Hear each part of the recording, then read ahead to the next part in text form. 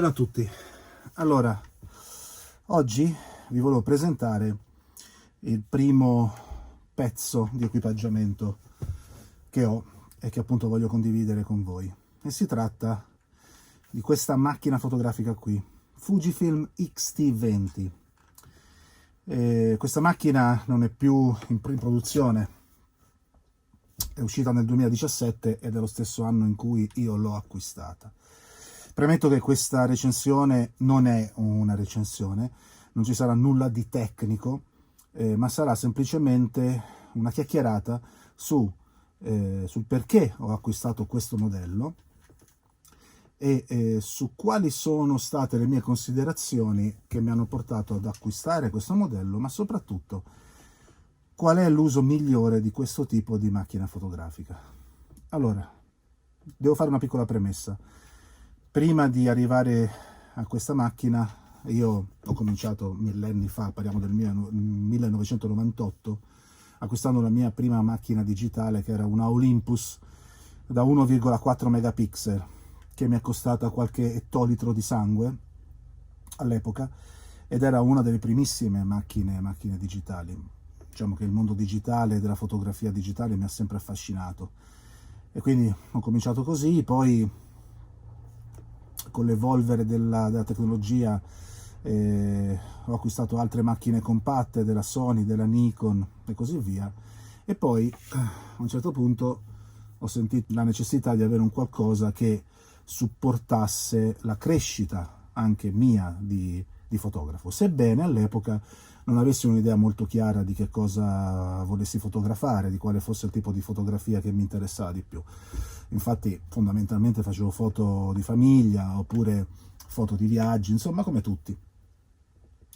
Tuttavia mi sono trovato a vivere negli Stati Uniti e lì diciamo che la cultura fotografica è un po' più diffusa e quindi sono venuto in contatto con dei conoscenti che mi hanno fatto venire voglia di comprare un corredo un po' più professionale, e quindi ho acquistato una reflex a pellicola della Canon, ma soprattutto ho deciso di investire in corredo Canon, quindi avevo tutta la serie degli obiettivi della Canon, anche della serie L, e quindi ho cominciato a fotografare con quelli.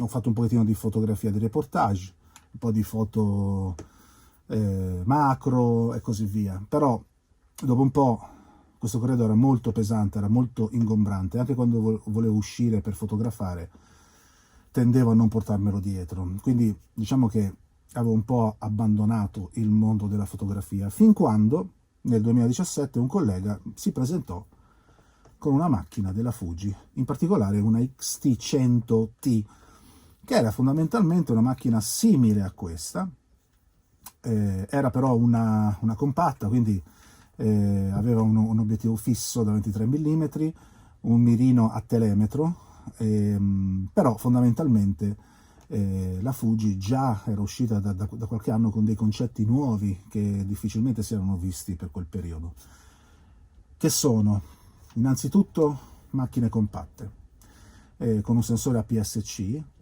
almeno questa serie, la serie X, sensore APS-C, ma soprattutto controlli analogici. Quindi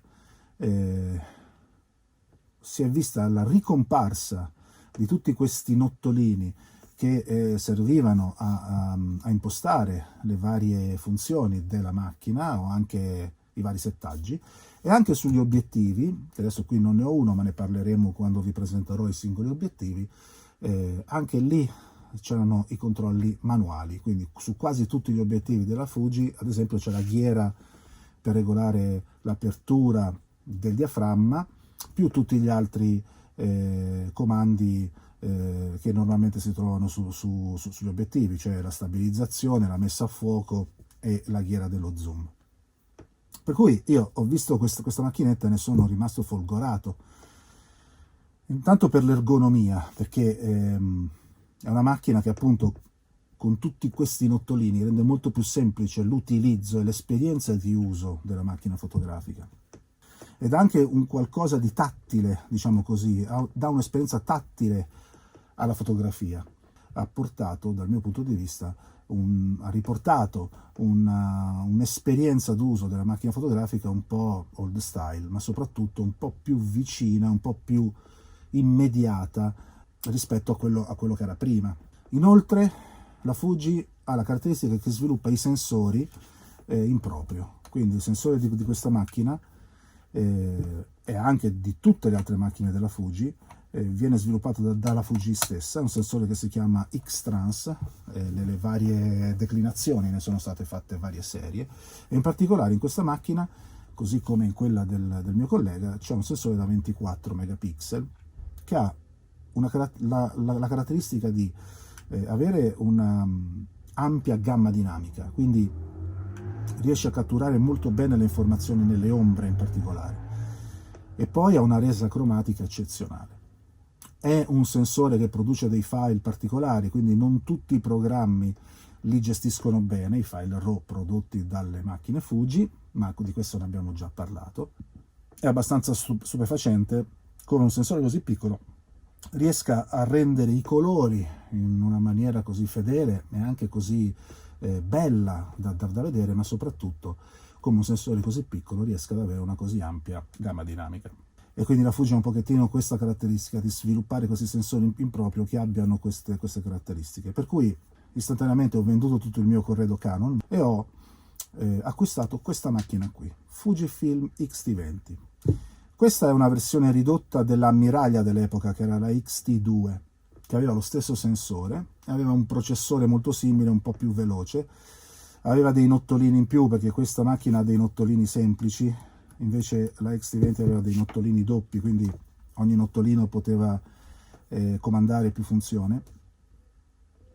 La XT2 era tropicalizzata, mentre questa qui no, però questo ha il vantaggio di essere più piccola e più compatta. E quindi l'ho comprata senza pensarci sopra e mi si è aperto un mondo.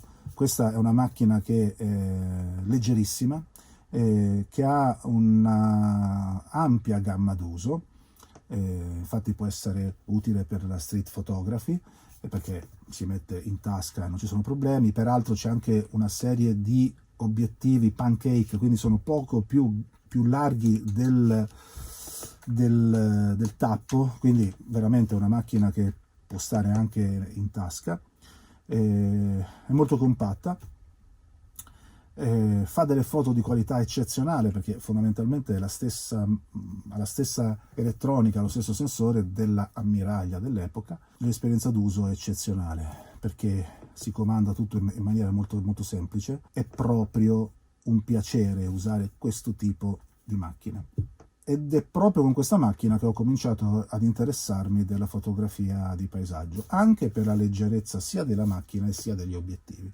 Ora, sugli obiettivi faremo un discorso a parte, perché sono anch'essi obiettivi molto leggeri, molto compatti, come peraltro abbiamo detto anche nel video sulla differenza dei sensori e delle relative macchine. Tuttavia, hanno una qualità molto alta. La Fujifilm, sia diciamo così, negli obiettivi più economici che su quelli più costosi, mantiene sempre uno standard di qualità ottica molto elevato, per cui avere una macchina così piccola con degli obiettivi magari anche economici e leggeri, però che rendono una qualità d'immagine molto alta. Quindi io sono stato molto soddisfatto di questa macchina, l'ho usata per anni, ho fatto delle foto molto, molto belle dal mio punto di vista, e soprattutto mi ha consentito di imparare e di sperimentare sul campo la fotografia di paesaggio. Questa macchina non viene più fatta in questa versione, attualmente c'è la XT30, che fondamentalmente è la stessa macchina con le stesse dimensioni. Hanno cambiato qualche cosa sull'ergonomia, ad esempio c'è un joystick, non mi ricordo se il D-pad, cioè questi 4 tasti l'hanno tolto oppure l'hanno mantenuto, comunque c'è un joystick. Soprattutto hanno installato un nuovo sensore da 26 megapixel, ma insomma diciamo che il concetto della macchina è sempre lo stesso. Ora, per ciò che riguarda le caratteristiche almeno macroscopiche di questa macchina, noi abbiamo un primo nottolino sulle modalità di scatto, in cui possiamo selezionare tra 2 posizioni funzione che possiamo definire noi, una modalità panorama, una modalità posizioni multiple, scatto singolo, poi abbiamo due modalità di scatto veloce, quindi scatto veloce lento e scatto veloce alto, due modalità di bracketing e soprattutto la modalità video. Questa macchina fa degli ottimi video, non vorrei dire fesserie, ma fa i video in 4K a 30 frame per secondo, però ha una limitazione sulla durata dei file, mi sembra che sono 30 secondi, comunque ripeto, non mi ricordo le specifiche, ci sono stati fatti migliaia di video su questa macchina, sulle specifiche tecniche. Ha un flash incorporato, quindi aggiunge versatilità alla macchina in sé per sé, ha una slitta per il flash, ha un secondo nottolino dove si può impostare il tempo di scatto, tuttavia qui ha una posizione oltre a tutte quelle che sono già previste T, che però ha una limitazione a 30 secondi, mentre sulla XH1, che è l'altra macchina che uso, questa limitazione non c'è. C'ha un tastino auto, quindi semplicemente selezionando questa levetta e mettendo la sua posizione auto, sia in video sia in foto, uno non si deve preoccupare di nessun settaggio, fa tutto quanto lei, quindi questa è molto comoda quando non vogliamo perdere tempo, abbiamo un'immagine che si presenta all'improvviso, mettiamo su auto e scattiamo la foto. Qui c'è il tasto di scatto che peraltro ha la possibilità di montarci sopra uno scatto remoto a pulsante, quelli che si usavano un tempo. Uno dice: ma che mi serve? Serve perché spesso quando la macchina è montata in verticale, porta dove si mette lo scatto remoto è qui e quindi potrebbe non essere accessibile. In questa maniera invece, o magari uno ha uno scatto remoto vecchio, lo può continuare a usare su questa macchina. Qui c'è il pulsantino per accenderla e per spegnerla, qui c'è un tasto funzione, questo è il nottolino sulla compensazione dell'esposizione, dopodiché sulla parte anteriore abbiamo un selettore sulla modalità di messa a fuoco, quindi manuale, continuo o singolo, abbiamo il pulsante per svincolare l'obiettivo, abbiamo una ghiera che è anche premibile per selezionare a seconda della funzione l'opzione che vogliamo noi. Una stessa ghiera sta qui dietro, quindi ce ne sono due. Sul retro abbiamo il pulsante per eliminare una foto magari che non è venuto bene, il pulsante per passare alla modalità di revisione delle foto fatte, una ghiera per le diottrie del viewfinder. Un'altra differenza tra questa macchina e la XT2 è che il viewfinder qui è un po' più piccolo, mentre nella XT2 è eccezionale. Un pulsante view mode che consente di selezionare, se io voglio vedere l'immagine solamente dal viewfinder, solamente dallo schermo o da entrambi, ed è il sensore ottico che sta qui che seleziona quale schermo accendere a seconda se porto la macchina vicino all'occhio oppure no. Un tastino Q è un menu veloce dove si raggruppano tutte le funzioni che si usano di solito. Un D-pad a cui io però posso associare per ognuno dei tasti una funzione particolare. Il tasto menu, il tasto display che serve appunto per diciamo così, nell'ambito del display per mostrare o per nascondere determinate cose. Dopodiché abbiamo una porta laterale in cui ho l'ingresso per le cuffie, l'ingresso per lo scatto remoto e l'uscita video. Dopodiché qui sotto ho la porta in cui ho la batteria e sotto la batteria la scheda di memoria. C'è una sola scheda SD card, mentre ad esempio sulla XT2 e sulla XH1 ce ne sono due di schede. Inoltre questa qui è una scheda UHS1, uno slot UHS1, però sulla nuova XT30 dovrebbe essere UHS2. Insomma, fondamentalmente queste sono le funzioni di questa macchina. Che dire, questa macchina io l'ho usata tantissimo.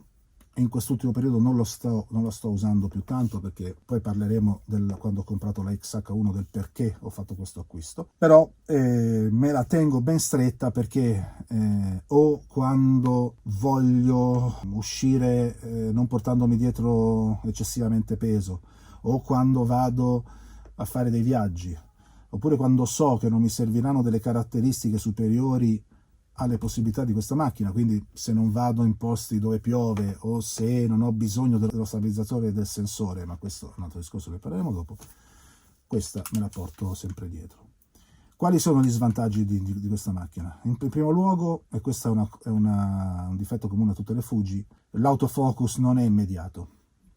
È un autofocus abbastanza lento rispetto a Canon e a Sony, e soprattutto a volte non è proprio precisissimo. Inoltre, macchine così piccole, se associate ad obiettivi un po' più grandi, un po' più pesanti, sono molto sbilanciate.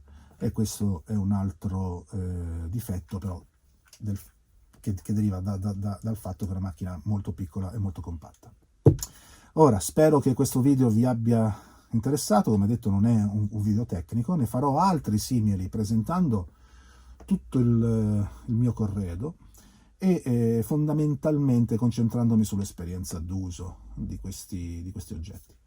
Per cui vi ringrazio per l'attenzione. Se vi piace quello che faccio, iscrivetevi al canale, mettete un mi piace al video e ci vediamo la prossima volta.